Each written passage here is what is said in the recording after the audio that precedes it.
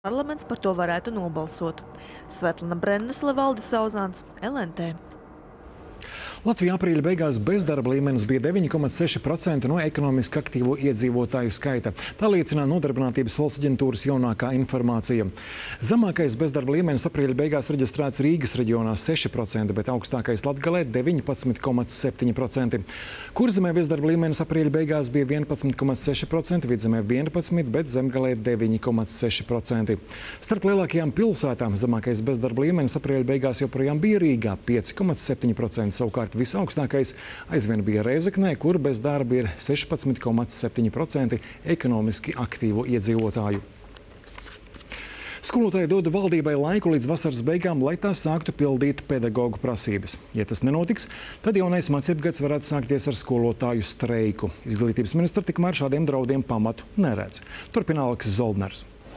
Vakardienas iespaidīgais pedagogu pikets pierādīja, ka skolotāji ir vienoti.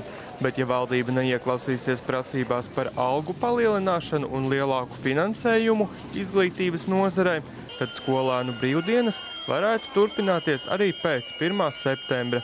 Tā norāda izglītības darbinieku arotbiedrībā. Pēc vakardienas atskaņām, pedagogi ir gatavi turpināt aktivitātes, un tās varētu būt nopietnākas. Nopietnākas kādā ziņā, kas tas varētu? Tas varētu būt gan brīdinājums streiks, gan arī ilgstošāki streiki. Un kad tas varētu notikt, ja valdība nesadzirdēs jūsu prasību? Es domāju, ka rudenī pirmsvēlēšana periods būs ļoti izdevīgs. Izglītības ministre Ina Druviete streikam pamatu neredz. Viņa norāda, ka ministrija pašlaik strādā pie iekšējo naudas rezervju atrašanas, ko varētu novirzīt skolotāju algām. Vienlaikus strauja pedagogu atalgojumu palielināšana nenotiks. Uz jautājumu par papildus līdzekļiem es pašreiz nevaru atbildēt. Mēs nesolām, ja mūsu rīcībā nav skaidrs pārliecības par konkrētu summu. Varu teikt, ka mēs pie tā strādājam. Ina Druviete gan uzsver, ka līdz 31. maijam plānots izstrādāt alternatīvus modeļus. Skolotāju daudz kritizētajai atalgojumu sistēmai nauda seko skolēnam. Pēc 31. maija sabiedrības vērtējumam tiks nodoti 3 modeļi iespējamai pedagogu darba samaksas maiņai.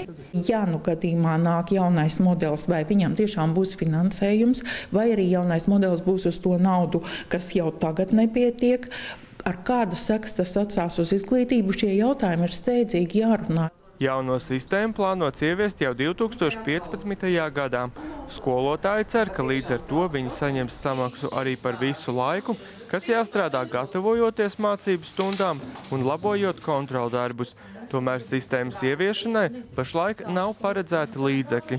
Izglītības ministrija nākamā gada budžetā prasīs klāt dažus miljonus eiro, bet tas vēl nenozīmē, ka valdība tos piešķirs. It sevišķi tagad, kad prioritāte numur 1 ir finansējums valsts aizsardzībai.